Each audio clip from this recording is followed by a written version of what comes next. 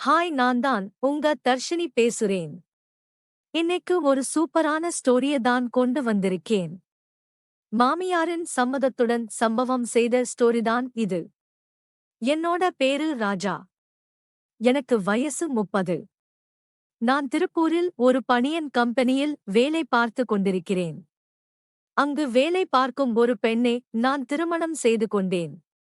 என் வீட்டில் லவ் மேரேஜுக்கு பெரிதாக எதிர்ப்புகள் ஒன்றும் வரவில்லை. அதனால் வரதட்சணை எதுவும் இல்லாமல் நான் திருமணம் செய்து கொண்டேன். என் மனைவியின் வீட்டில் என் மாமியார் மட்டும் தனியாக இருக்கிறாங்க. அவங்க ஒரு மளிகை கடையில வேலை பார்க்கிறாங்க. அவங்க பாக்குறதுக்கு ரொம்ப அழகா இருப்பாங்க. அவங்களை பார்க்கும் போதெல்லாம் என் தம்பி எழுந்து விடுவான். என் மாமியாருக்கு கணவர் கிடையாது. அதனால அவங்க எப்பவும் தனியாதான் வீட்ல இருப்பாங்க.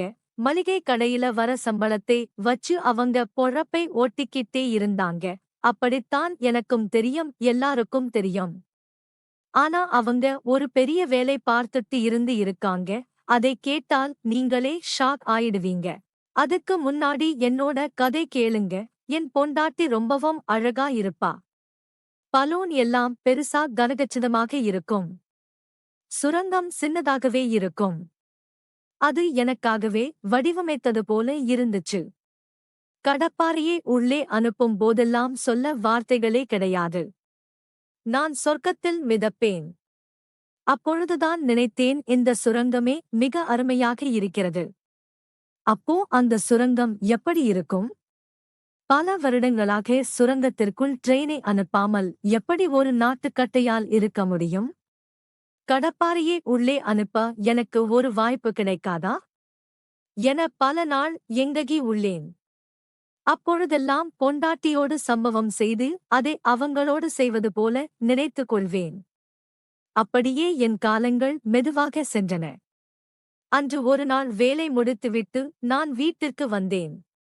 அப்பொழுது மணி 8 இருக்கும். என் நண்பன் சுரேஷ் எனக்கு போன் பண்ணான்.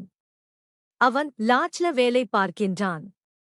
நான் கால் அட்டெண்ட் பண்ணிட்டு என்னடா அப்படின்னு கேட்டேன். டேய் ராஜா, உங்க மாமியார் கொஞ்சம் ஒரு பையன் கூட லாட்ஜுக்கு வந்திருக்காங்கடா என்றான். டேய், விளையாட்டுறதுக்கு ஒரு அளவுதான். நானே டென்ஷன்ல இருக்கேன். போன ஒழுங்கா வைடா அப்படின்னு நான் சொன்னேன். நீ நம்ப மாட்ட, உனக்கு போட்டோ அனுப்புறேன் பாரு என்றான். பிறகு என் வாட்ஸ்பிற்குருக்கு ஒரு போட்டோ அனுப்பினான். அதை பார்த்த எனக்கு இதயம் படவென துடிக்க ஆரம்பித்தது. அதை என்னால நம்ப முடியவில்லை. பிறகு அவனுக்கு கால் செய்து டேய் மச்சான், என்னடா இது, என்னால நம்ப முடியலடா இது அப்படின்னு சொன்னேன். டேய் ராஜா, என்னாலையும் தாண்டா நம்ப முடியல. நான் இங்கே எங்க ஆளோட வந்தேன்டா. வந்துட்டு போலாம்னு வெளியில வந்தேன் பாரு. இங்க பார்த்தா உங்க மாமியாரும் ஒரு பையனும் ரூம் புக் பண்ணிட்டு லாட்ஜுக்குள்ள போறாங்கடா. சரிடா, இதை நீ யார்த்தையும் சொல்லிடாத. நான் பார்த்துக்கிறேன் அப்படின்னு நான் போன வச்சிட்டேன். அன்றைக்கு முழுவதும் எனக்கு தூக்கம் வரவில்லை. அதன் பிறகு என் நண்பனை நோட்டமிடுவதற்கு தினமும் அந்த லாட்ஜ்க்கு அனுப்பினேன். வாரம் முழுவதும் இரவு அவங்க அந்த லாட்ஜ்க்கு வந்துட்டு போயிட்டு இருந்தாங்க. அதுக்கப்புறம் இதை இப்படியே விடக்கூடாது என்று சொல்லி ஒரு முடிவு எடுத்தேன். அன்னைக்கு ஞாயிற்றுக்கிழமை, நான் வேலை பார்க்கிற கம்பெனி அன்னைக்கு விடுமுறை. நான் வீட்டில்தான் இருந்தேன். அன்னைக்கு சாயங்காலம் ஒரு 6 மணி போல நான் என் பைக் எடுத்துக்கொண்டு என் மாமியாரை பார்க்க சென்றேன். போயிட்டு அவங்க வீட்டுக்கு போனேன். வீட்டுக்குள்ள போய் பார்த்தா இப்பதான் அவங்க ரெடியா எங்கேயோ வெளியே போற மாதிரி மேக்கப் எல்லாம் பண்ணி ரெடியா இருந்தாங்க. என்ன பார்த்த உடனே வாங்க மாப்பிள்ள, என்ன இந்த நேரத்துல வந்து இருக்கீங்களே அப்படின்னு கேட்டாங்க. ஒன்னும் இல்ல, ஒரு முக்கியமான விஷயமாதான் வந்திருக்கேன் அப்படின்னு நான் சொன்னேன். என்ன மாப்பிள்ளை, என்ன விஷயம் அப்படின்னு கேட்டாங்க. நான் போயிட்டு கதவை சாத்திட்டு வந்தேன். பிறகு நான் சொன்னேன், என்னத்த யாரோ ஒரு பையன் கூட, நீங்க தினமும் லாஜிக் போயிட்டு வரீங்களா? என்ன இது, இந்த வயசுல உங்களுக்கு இதெல்லாம் தேவையா அப்படின்னு கேட்டேன். அவங்க சொன்னாங்க, என்ன மாப்பிள்ளை இப்படி தப்பா பேசுனீங்க, வேற யாரையாச்சும் நீங்க பார்த்துட்டு இப்படி வந்து பேசக்கூடாது அப்படின்னு சொன்னாங்க. நான் டக்குன்னு அந்த போட்டோவை எடுத்து காட்டினேன். அதுக்கப்புறம் அவங்களுக்கு ஒன்னும் சொல்ல முடியல. ஏன் இப்படி எல்லாம் பண்றீங்க? இது உங்க பொண்ணுக்கு தெரிஞ்சா என்ன ஆகும்னு தெரியுமா? இல்ல மாப்பிள்ளை மன்னிச்சிடுங்க, யார்கிட்டயும் சொல்லிடாதீங்க அப்படின்னு என்கிட்ட கெஞ்சினாங்க. சரி ஏன் இப்படி பண்ணீங்கன்னு சொல்லுங்க அப்படின்னு கேட்டேன். இல்ல மாப்பிள்ளை, என் பொண்ணை கல்யாணம் பண்ணி கொடுத்ததுல இருந்து நான் ரொம்ப நாள் தனியாதான் இந்த வீட்ல இருக்கேன். நான் கல்யாணம் பண்ண 4 வருஷத்திலேயே என்னோட கணவர் இறந்துட்டாரு. நான் வாழ்ந்ததெல்லாம் என்னோட பொண்ணு, கண்டிப்பா அவளையும் நல்லபடியா கல்யாணம் பண்ணி கொடுத்துட்டேன்.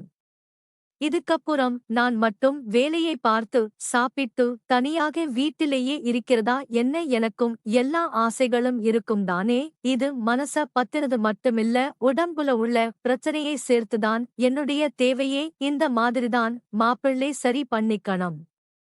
அதுக்கப்புறம் அவங்க சொன்னத நான் புரிஞ்சுக்கிட்டேன். மாப்பிள்ளை லாட்ஜ்க்கு போனா நிறைய பேர் வருவாங்க, காசும் கிடைக்கும், சந்தோஷமும் கிடைக்கும். நான் சொன்னேன், இது எல்லாம் ஓகேதான். உங்களுடைய தேவை புரியுது. உங்க கஷ்டத்தை சரி பண்ணதான் நீங்க போறீங்க. ஆனா இதனால உங்களுக்கு எத்தாச்சும் வியாதி வந்துட்டா என்ன பண்ணுவீங்க? அதை பத்தி யோசிச்சீங்களா?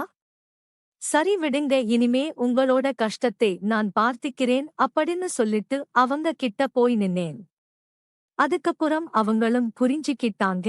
அதுக்கப்புறம் எல்லாத்தையும் கழட்டிட்டு கடைப்பாறையே அவங்க கிட்ட கொடுத்தேன். அதை ருசிச்சு சாப்பிட்டாங்க. கொஞ்ச நேரத்துல இருந்துத்துல சுண்ணாம்பு வந்துருச்சு. அப்புறம் அவங்க எல்லாத்தையும் கழட்டிட்டாங்க. அப்புறம் அந்த மாங்கனிகளை இந்த உனக்குதான் சாப்பிட எனக்கு கொடுத்தாங்க. நானும் சாப்பிட்டேன். பிறகு பால் காய வைத்து டீ போட்டு கொடுத்தாங்க. அதை குடிச்சிட்டு நான் நீண்ட நாளாக காத்திருந்த அந்த சுரங்கத்தை பார்க்க சென்றேன். பிறகு கடப்பாரையை அனுப்பி வைத்தேன். அன்று எங்கள் சம்பவம் சிறப்பாக முடிந்தது. அதன் பிறகு தினமும் அங்கு சென்றுவிட்டுதான் வீட்டுக்கு செல்வேன்.